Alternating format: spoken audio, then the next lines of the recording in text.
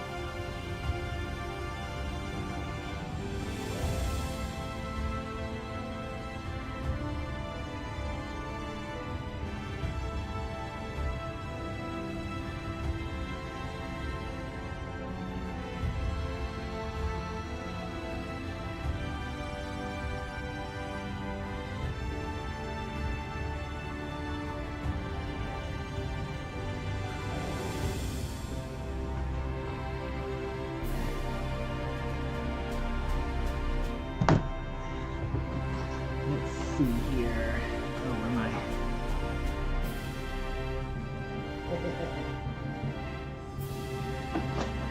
I? Okay, here we are.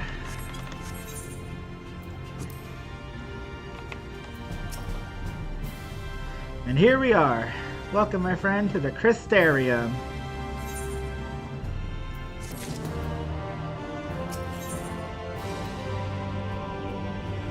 The Crystal Exarch has a request for you. Here we go. This is the very beginning of Shadowbringers, the very beginning of the 4th book. The very beginning of the... Wait. Realm, Heaven's Ward, Stormblood, Shadowbringers. We're on the 4th book now. This is the fourth segment of the story. Now, a full and frank discussion in the privacy of my study would seem to be in order. But I think our conversation would be more meaningful were you to first gain a firmer grasp of the situation here. To that end, I would like you to visit a few of the Crystarium civic leaders and glean something of this world and its predicaments. So just to summarize, this is our crystal that we're going to teleport to, but it's a nice looking crystal. As you can see, this path will take you directly to the Aetheryte, a convenience with which I am sure you are only too familiar. Being the rightful object of my summoning spell, you should in theory be able to reach all the way back along your etheric trail and find a connection in the source, believe it or not. So he's saying we're going to be able to connect to... This is a different world.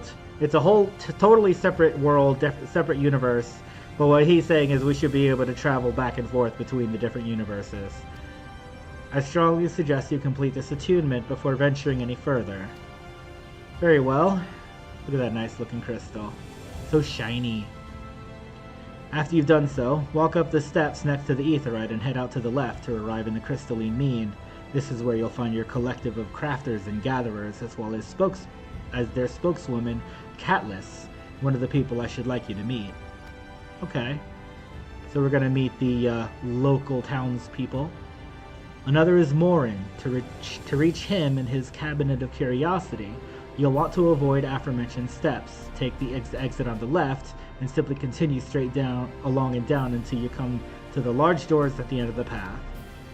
So he's describing the whole area that we're going to be using from now on. The third and final person I should like you to meet is Braggy, our man in charge of trade and distribution.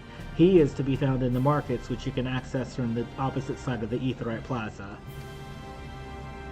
Okay, are you done talking yet? In seeking out each of my colleagues, you will visit the major districts of the city and hopefully gain a feel for the place. I trust my directions were simple enough. Very well. Crystal clear. Very good. I concede the layout of the Crystarium owes more to her historic necessity than planning, but I'm sure you'll learn its twists and turns before long. In all honesty, the true challenge may be in finding the right way to approach its citizens. As you discovered during your encounter with the captain, the people of this world are unaware of the existence of other stars, he means planets, and will suggest to accept the truth of your origin, and will struggle to accept the truth of your origin. So he's saying, since you're from another planet, they're not going to understand that you're from another planet because they don't have any concept of that. They don't understand. That being the case, when they ask whence you hail, as they inevitably will, I suggest you claim to share a homeland with the Crystal Exarch. There is an unspoken rule here about peering too deeply into that particular mystery. I see. So this guy, the guy with the hood, he's the Crystal Exarch, and he's like the leader of this city. When you finish making the rounds, pray meet me in the large courtyard at the center of town. Until then. Okay, so he's gonna go off to his quarters. Quest accepted, yeah! And, so here, just to summarize, we can see up here the sky is totally full of light, and we basically got, what's the good word for this? We got transferred from our home world to this world, and the sky is full of light because, as the story will get into this, the world is overwhelmingly light. It's like full of light, and basically, since the balance between light and darkness is unstable, this place is going through a lot of trouble because there's just too much light. There's like light monsters now. They're like roaming around the land. There's a bunch of light spirit monsters that are attacking people and killing people and stuff. It's quite interesting because usually it's the forces of darkness that, you know, kills people, but in this universe, it's actually the light monsters that are killing people because the light conquered the darkness, and then it became all powerful, and then that power became corrupt, and then it started eating itself basically. So let's attune to this aetherite. And now that I've connected my spirit to this crystal, by focusing your senses, you detect the flow of vastly distant currents of ether. Your connections to these energies is faint but stable and should allow teleportation to aetherites in the source. So when they say the source, what they mean is your home planet, the source planet, this planet that you come from. So this crystal will allow me to teleport to all the old locations that I used to go to in the previous books. So these are all the different cities and locales that are in the game up until this point. Limbs of Leminza is the very first one, and then these are some fields. New Gridania is the garden village, or the forest village. Ulda is the merchant village. Foundation is the village in the mountains. And then there's others, but basically these are all the places I can teleport to. And now I can teleport to the Crystarium, which is a new location that I now have access to. So basically, this guy teleports between different worlds and universes and uses these crystals to do so. And so, by way of demonstration, I suppose I'll go up the stairs here. Like he said. And there's all these little smaller crystals that he can teleport to as well. This character is very big on teleporting where you need to go.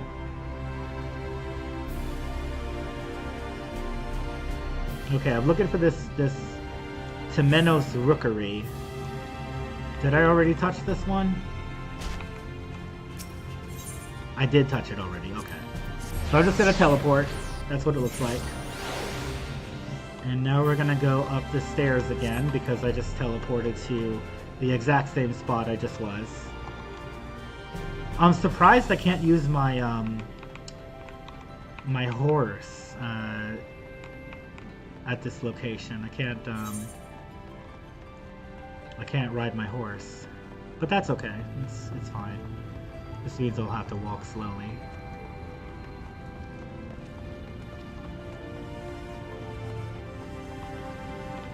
And I can see on the map where my next person to talk to is. I'm going to talk to Catless.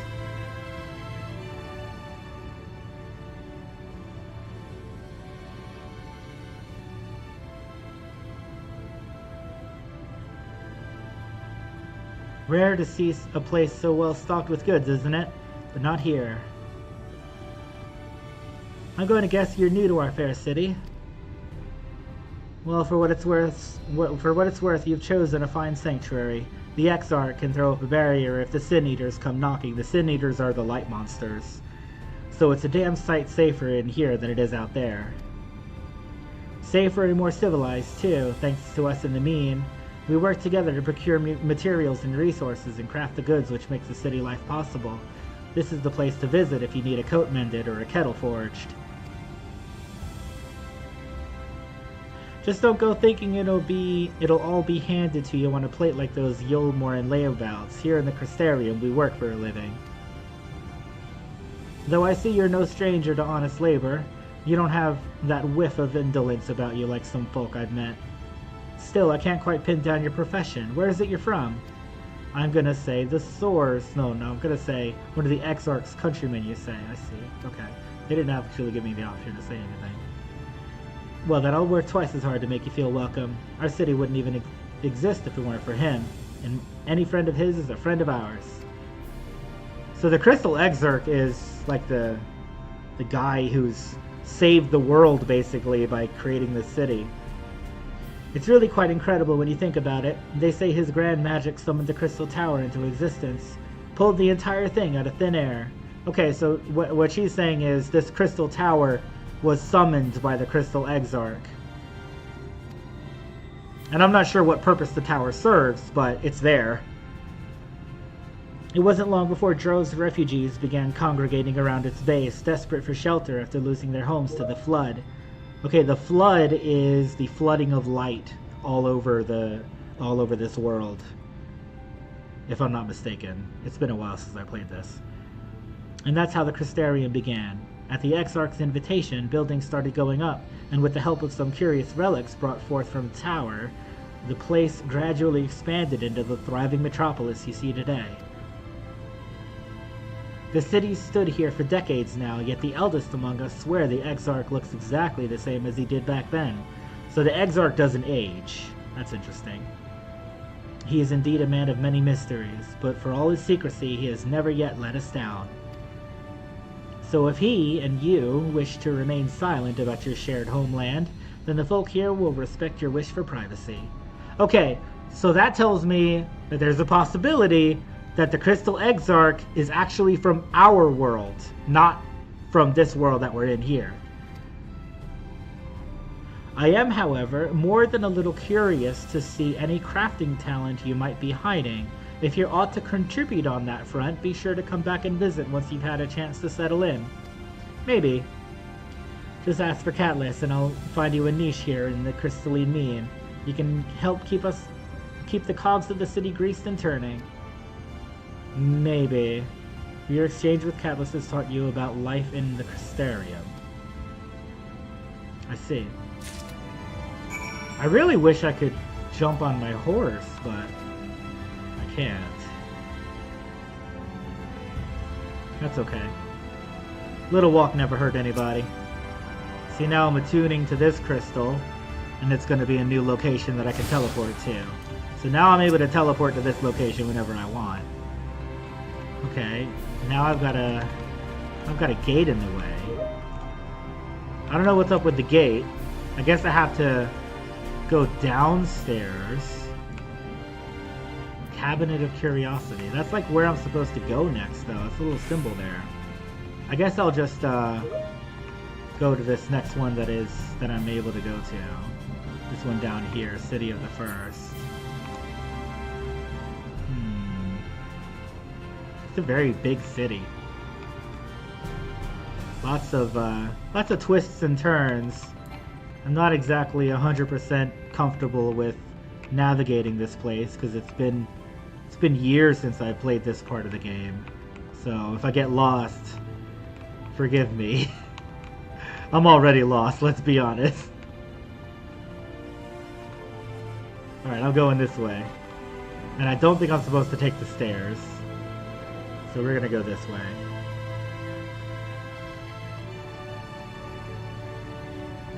The Rotunda. I don't know what the Rotunda is. Here's Braggy. Let's give Braggy a voice, shall we? He looks like a ruffian kind of guy.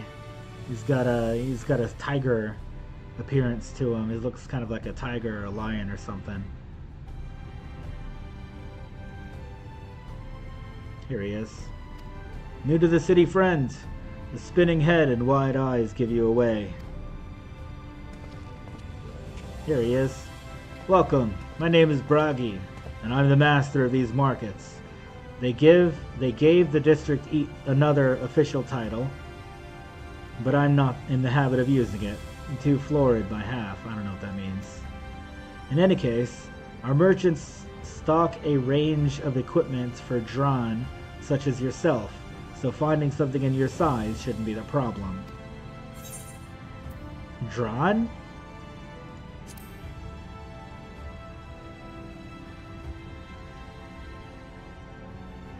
Aye? Something wrong? Okay, so,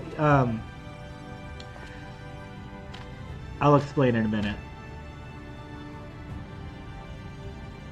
Let's see if we can straighten this out. See those two folks in front of us?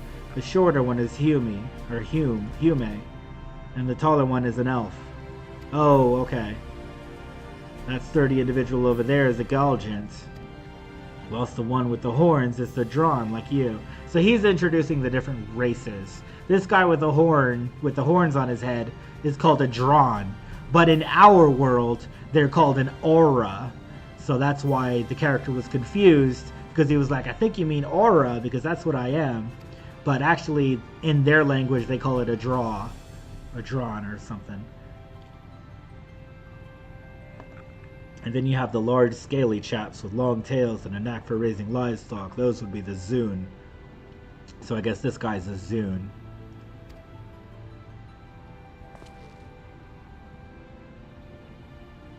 Which is apparently not the name you know them by.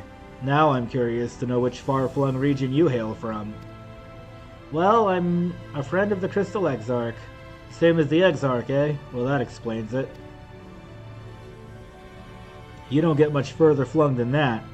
We've had a few of your lot pass through in recent years, and despite their obvious learning, they floundered over the simplest things. So there are other people that came to this world before me.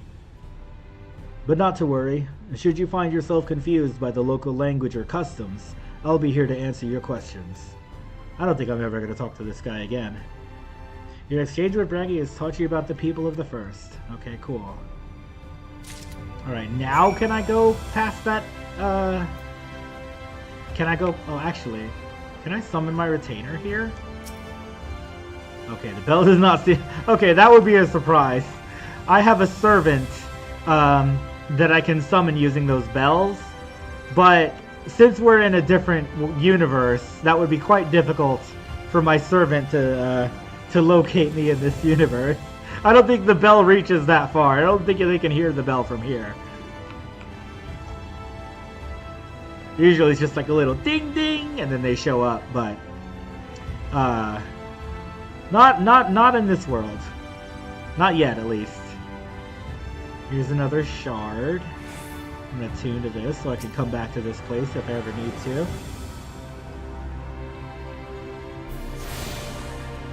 The action in this game is pretty spread out. Like, there are moments of action. There's lots of action, but there's a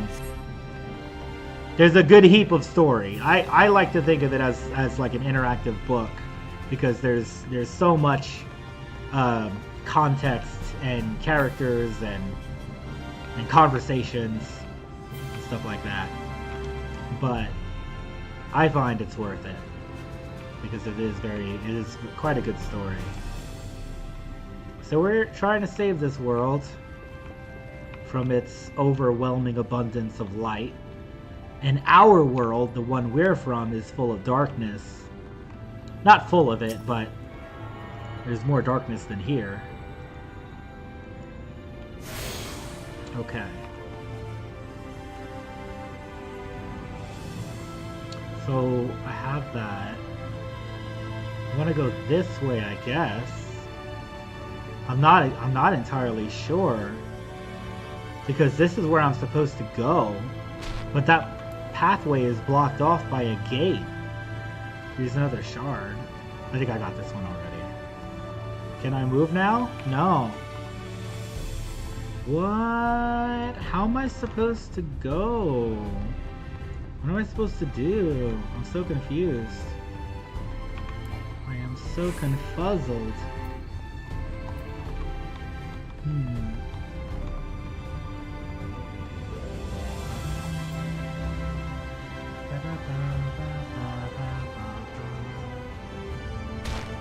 Let's try going this way. Let's try going underneath the bridge.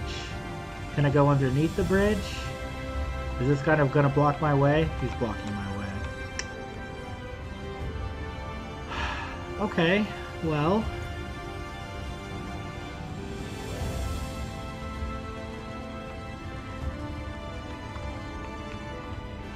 Uh-oh. Okay. I wasn't expecting to drop that far down, but apparently there's a whole underground under the city that I just kind of stumbled into. Perhaps this is the way I'm supposed to go. This looks right. The Whispering Gallery. And now we're gonna go to the Cabinet of Curiosity. Feels very Harry Potter, this place. Okay, big library, full of books. Gotta love a good book. Let's go all the way up here. There we go, let's talk to this lady. Morin. Excuse me, sir. Are you recently come to the city, perchance? I'm quite familiar with our civic roles, you see, and, well, ahem. I don't know what she means. What I mean to ask is, have you brought any books with you? A rumpled scroll even, a scrap of scribbled-on parchment. Is she desperate for books here? My apologies, literature is something of an obsession of mine, as well as a profession. Librarian Morin at your service, and this humble collection is known as the Cabinet of Curiosity. As your powers of perception have likely informed you, my colleagues and I are responsible for curating all manner of tomes, documents, and other vehicles for the written word. As horrific as the loss of life and land wrought by the flood unquestionably was, the damage to recorded knowledge was no less catastrophic. We few do all we can to preserve what wisdom survived. Okay, so she's talking about the flood of light again. As horrific as the loss of life and land wrought by the flood unquestionably was, the damage to recorded knowledge was no... So they lost a lot of their books and scriptures and stuff when the light monsters came and attacked everybody. But tell me, what brings you to the cabinet today? Looking for any title in particular? Mayhap a spot of academic research? I'm just introducing myself to all the people. Oh, so you've an interest in modern history. Splendid. A thorough review of recent events can often yield novel perspectives. I quite agree. If you would prefer something visual to accompany the account, then I think I have an illustrated history book for children somewhere. Just a moment and I'll fetch it for you.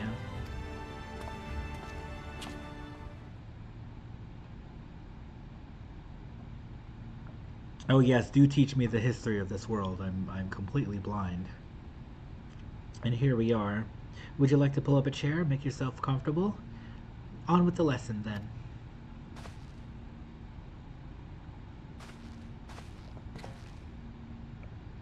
Show me pictures. Ah, yes. 100 years ago, or near enough not to matter, villains known as the Warriors of Light slew the Shadowkeeper, the Steward of Darkness.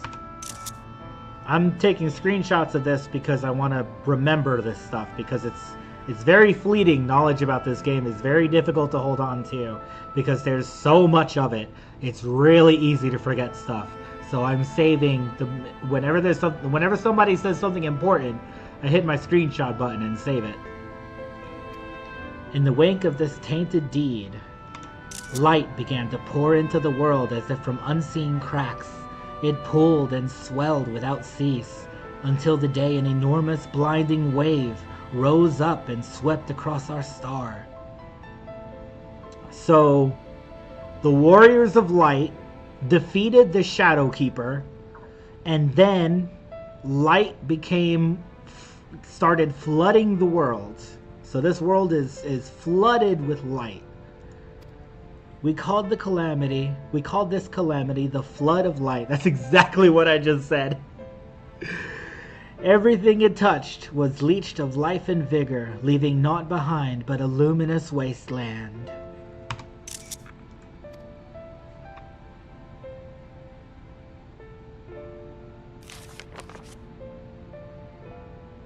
Ooh.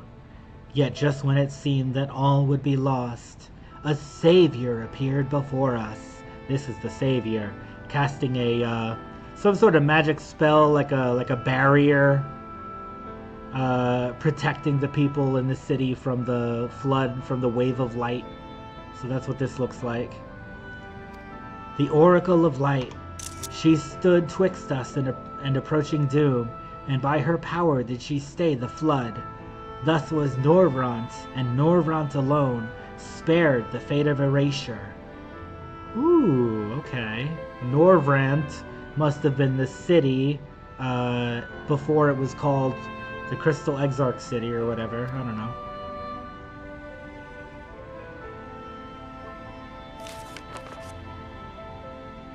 And these are the Sin Eaters. Tragedy would, however, arrive in another form. From the blasted emptiness descended horrors of strange and terrible aspect to bedevil the few folk who survived. These Sin Eaters were light incarnate, and their fulgent presence stole the night from the northern sky. So this is, instead of being cast into eternal darkness, this world was cast into eternal light. Even now, they circle the remaining bastions of civilization, ever on the hunt for us, ever hungering for our flesh. Oh, book's closed. Well, that was interesting. And thus did the world become what it is. Should you ever wish to hear the tale again, I would be glad to retell it for you. Or if you would rather I speak of other matters, that too would be my pleasure. I should be glad of the company. Your exchange with Morin has taught you about the flood of light.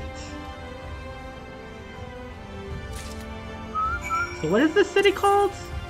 Is it called Norvrant?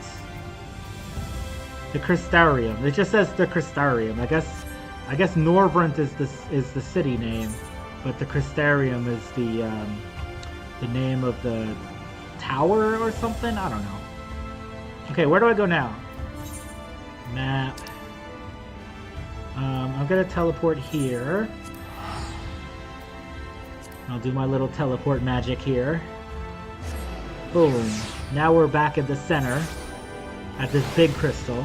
Now I'm gonna click on the big crystal, and I'm gonna choose Ethernet, and I can teleport to this one, the Docile Gate. And that's how we teleport! Woohoo! Crystal Exarch. Speak to me, friend. Well, how did you fare? Did my colleagues help you form a clearer picture of this world and its people? Yes, sirree. I have life in the Crystarium, the flood of light, and the peoples of the first. So when it says the first, it's talking about the first world. We're in the first world out of 14 different worlds. Final Fantasy 14, 14 different worlds. But we're in the first world of the 14. Yes, it seems you were treated to a most thorough introduction. I understand it was something of a chore, but 'twas necessary that you grasp these things before we proceed. As for the Crystal Tower's origin, You may have noted that the details were sparse. The structure is, in fact, the selfsame one you know from the source. The source being the source world that we're from. Transported to the first in its entirety. So what he's saying is, there's a crystal tower in our world, but this guy teleported that tower to the first world, and that's why there's a tower here in the first world, because it was literally teleported from point A to point B. I don't know how he did it. I can't teleport entire buildings. I can only teleport myself, but apparently he has some kind of strong magic that can teleport a whole damn tower to a different universe. It was my first attempt at breaching the boundaries between worlds, something of a trial run for your eventual crossing, and though I do not know which era I tore it from, I do know that its arrival served to set the wheels of fate in motion. So what he's saying is, when he wanted to teleport people, he started with an object first, just in case he lost it. That's something like that. This is a gear coffer I-35, 385 chest gear. Okay. I might actually use this because, let me check, my current item is 385. So if I open this, 370, sort, 370, 385.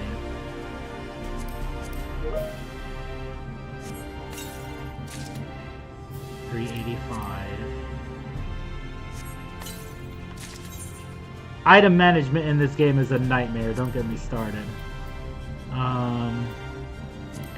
Sort 300. Uh-oh, I lost it. Can I do recommended gear? I'm already wearing the recommended gear. I'm not going to worry about it.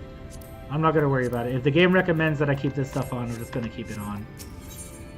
The Crystal Exarch is finally ready to discuss the matter of your comrade's whereabouts. You've done as I requested and learned something of the world in which you find yourself. Now it's time I fulfilled my half of the bargain and explained what has befallen your comrades. So I have like 6 different friends that all disappeared because this guy teleported them to his world. So right now this character is on a search for his missing friends. That is a conversation I would rather have in the privacy of my quarters, however. I must go on ahead to the tower and organize a few things, but I shall see that the guard knows to admit you. The tower's gate lies open, then. Well, yes, of course. It can be opened and closed just like any other. Does that seem strange to you? Oh, because in his world, in this guy's world, the crystal tower is locked shut. You can't open the door. But this guy says, yeah, of course I can open the door to the tower. I know not how the tower functioned in your time, but I assure you there is no danger of us being locked inside. Very well. I guess that makes sense.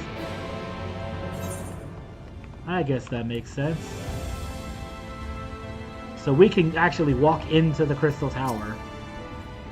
Greetings, sir. The Exarch awaits you within. Let's go. Enter the crystal tower. Sure, why not? Giant behemoth of a building. Got teleported there out of nowhere.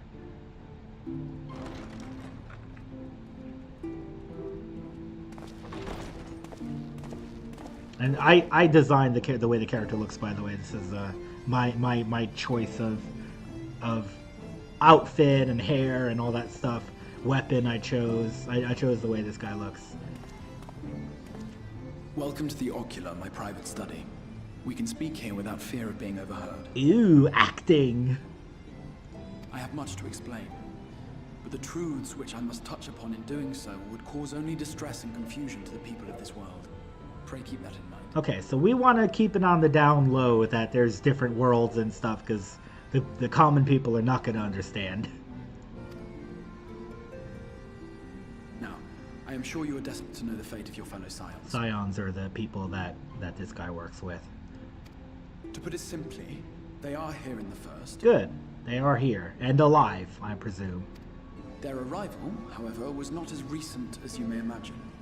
Here, Time flows at a different pace from that of the source. Okay, so, okay. In the space of a single hour in your home No. world, an entire year might pass in the first. Ooh, oh boy. And the reverse could also be true. Why? The pace fluctuates without rhyme or reason, and it cannot be predicted. That's so confusing. So an hour in the home world can be an entire year in this world, and vice versa. So an hour in this world can be a whole year in the home world, is what he's saying. But my question is why? Like, why does it work that way? That said, we seem to be entering a period of near equivalence. And thus, for the moment, you need not overly concern yourself with the passage of time. Oh, that's just they're giving you leeway to As for your go do companions, things in however, the home world if you want Yustola to. and Urianger have dwelled here for 3 winters, all told. While Okay. Thancred's count stands at 5. So he knows their names now. He knows Yustola and Urianger have dwelled here for 3 years, while Thancred, another one of our friends, has been here for 5 years. Okay. So in our world, these people all disappeared like a week ago or something. But since time works differently here, they've been gone for much longer. Even our more recent arrivals, Alphino and Alize, have lived in the first for almost a year. Wow. Okay. That's a little concerning. My intention had been to summon only you, but the art of reaching across worlds has proven exceedingly difficult to master. Thus it was that my fumbling hand closed upon those to whom your fate is most closely bound as well. Okay, so each time, okay, there were parts that happened in the previous book where the characters were all standing together, and then all of a sudden they would black out, and they would hear these voices and crazy, like, psychotic little episode things. And basically, this guy was trying to teleport the main character, but he kept missing, and he kept grabbing other people instead. So he's been fucking up the whole time. As they were not the object of my summons, their transference was incomplete.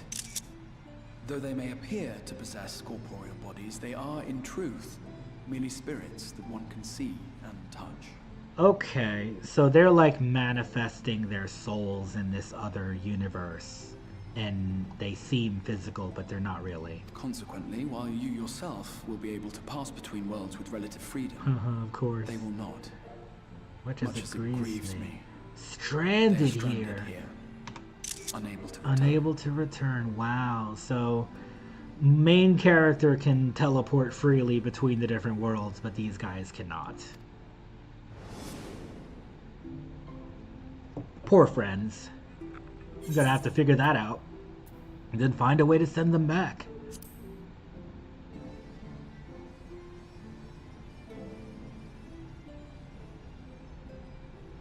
We spent every waking hour searching for a way to reverse the summoning.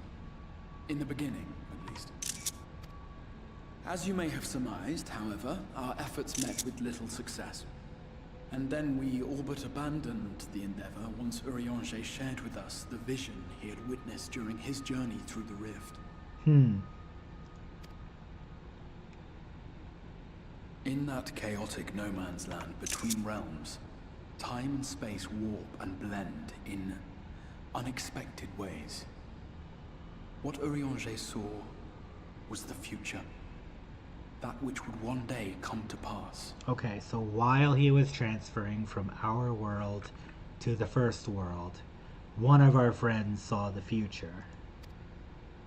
In his vision of tomorrow, the first was rejoined with the source. Okay, so this goes into the fact that the 14 worlds used to be one world, and then they were split up in this event called the Sundering. The Sundering of the 14 worlds. And basically what he's saying now is that in the future, the 14 worlds come back together, and they're no longer sundered. This collision of worlds brought about the 8th umbral calamity and the deaths of countless multitudes. Okay. Amongst those who perished, Urianger clearly saw the fall of the Scion's mightiest champion. He watched you die. Wow. Yeah, this guy right here, he is the bomb. He is the bomb.com. He's the strongest mofo in the universe of universes. Like, he is so strong. He kills gods. He literally kills people's gods. Searching this world for a means to forestall the coming catastrophe in yours. And thus did the Scions embrace their exile and began searching this world for a means to forestall the coming catastrophe in yours. So they've been doing the work of finding a solution to this seemingly inevitable future that they stumbled upon. So, okay. So, like I said, the main character is unfathomably strong and powerful because he's been blessed by a character who is like a god among gods, and she bestowed this huge blessing upon the main character, and that's why he's able to kill all these other gods. And he's just unbelievably strong. He's stronger than Luffy. Their souls are stranded in the first, yes, but they have fought on, desperate to save their home and you from destruction. Their souls are stranded in the first, but they have fought on, desperate to save their home and you from destruction. So, I kind of lied when I said that my friends disappeared. They actually blacked out and went unconscious. So this guy, in our world, he's still unconscious, blacked out. In our world, she's still unconscious, blacked out. She didn't disappear, but her soul disappeared. His soul disappeared from our world and arrived in this new one. Nor have their efforts been in vain. For it was they who finally established that the elimination of the Sin Eaters will indeed serve to prevent the calamity. Nice! Okay, so they're saying they found out that if we destroy the Sin Eaters, we'll prevent the calamity. Now I get it, because if you diminish the light, you're going to restore the balance between light and darkness. I see where this is going. Considering these circumstances of our meeting, you would be forgiven for doubting my version of events. What? What does he doubt? And so, before all else, I would suggest you track down your comrades and hear the tale from their lips. Okay, that's fine. I shall of course be happy to assist in these reunions, and you need not make any decisions regarding your involvement until you are certain of where you stand.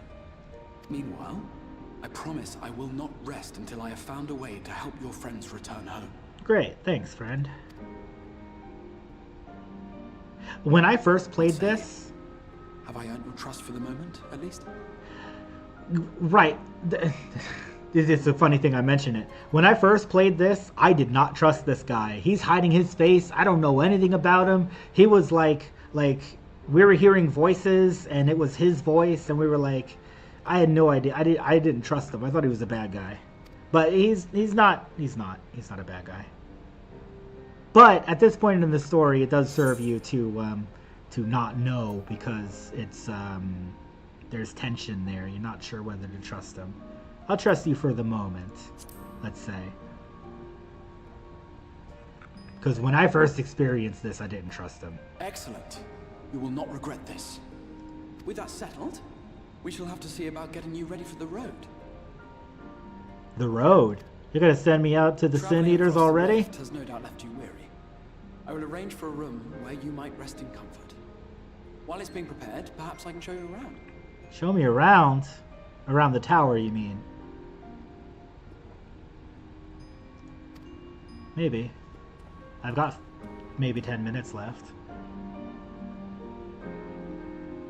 But see how there's no fighting? There's no, action. It's just, you gotta sit through all the story beats.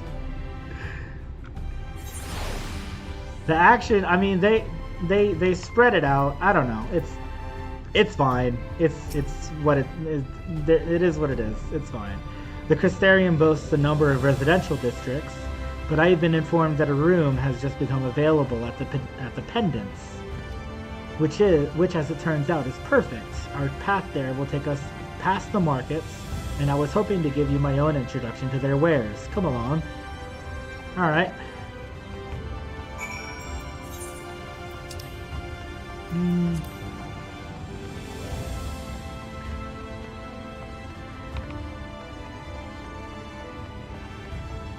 I hope I can actually get to wherever this guy is, because this city's very confusing. There he is. Okay, cool. Great. I'll do a couple more scenes here. Maybe 1 or 2 more scenes.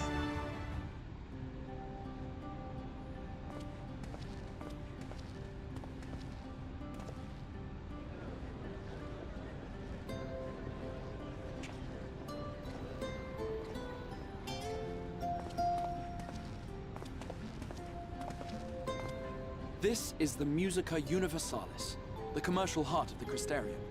Aught you might need to prepare for your journeys can be purchased here. Great. I don't need anything. I've got everything I need already. For the most part. Ah, yes. You must be curious about the currency. Fear not. The gil you carry will serve you well enough. Ah, even 100 years into the future, our money's still good. Each nation once minted its own coins, but 'twas all a jumbled mess following the flood. After much debate, the local merchants eventually elected to revert to the old ways, wherein a coin's value was decided by the worth of its metal. As for a unit of measurement, we agreed upon the term gil, a word borrowed from coins uncovered within the Crystal Tower here. And as our traders peddled their wares across the land, so too did our usage of gil become common practice. From what your stola tells me, a standard coin from the source equates to exactly 1 gil here, or near enough, not to matter. Tuh, very well. So much for inflation. Our way of life has benefited greatly from the artifacts we recovered from the tower. Okay, artifacts from the tower. Some of which may be familiar to you. Okay. I wonder what he's talking about. Oh. Those are tombstones. It's a currency that he's very familiar with.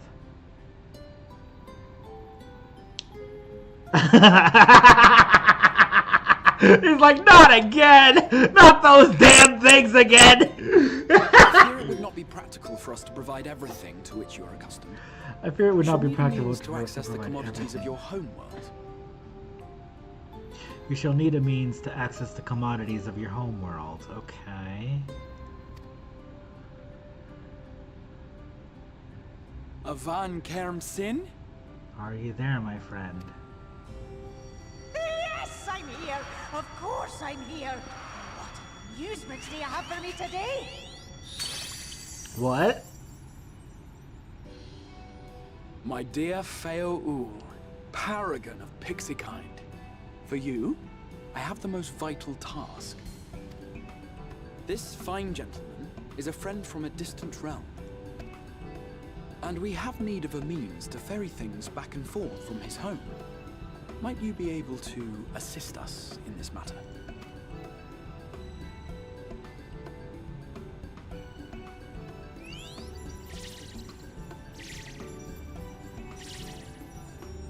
You came from beyond, didn't you? From beyond the rift? How wonderfully exciting! What a brave and reckless and marvelous thing you did! You've the heart of a pixie, you do. Huh. After careful consideration, I have decided to grant you my assistance. Make a pact with me and the fun can begin. The fun. But answer me this, traveler. Did your garments come with you when you crossed over? Your teeth? Your nails? Yep, just about everything, including all the junk in my inventory.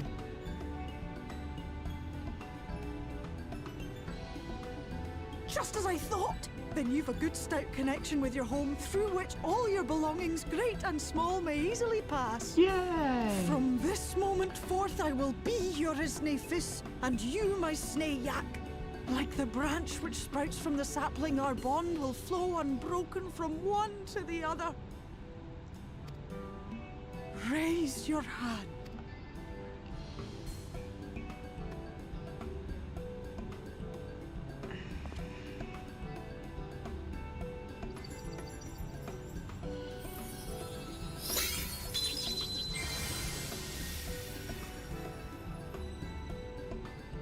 Tis done. We are bound now, dearest sapling. Come then. Make your request. Tell me your desire. I wish to visit this world of yours. Okay. Mayhap her message to your friends in the Source to inform them of your safe arrival. That would be nice. Send a message to Tataru. Consider it done.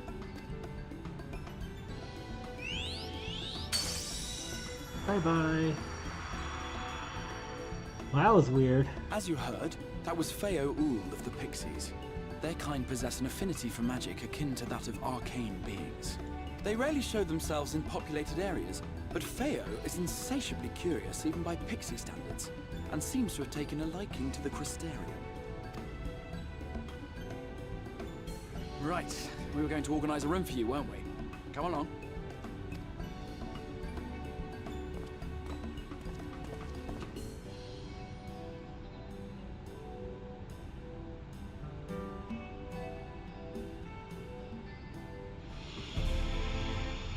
As a result of your pact with Fail Ul, you now have access to delivery moogles, market boards, and summoning bells while in the first. Very well. I think I will do a really quick, maybe, we'll see how far away it is. Here's my bell, yeah. Let me try the bell again here. I'm almost done. I'm gonna get going in a minute here. Summoning bell. Ding ding! Okay, here we are. Give me my money. Do another venture. Okay, cool. Next one. Give me money.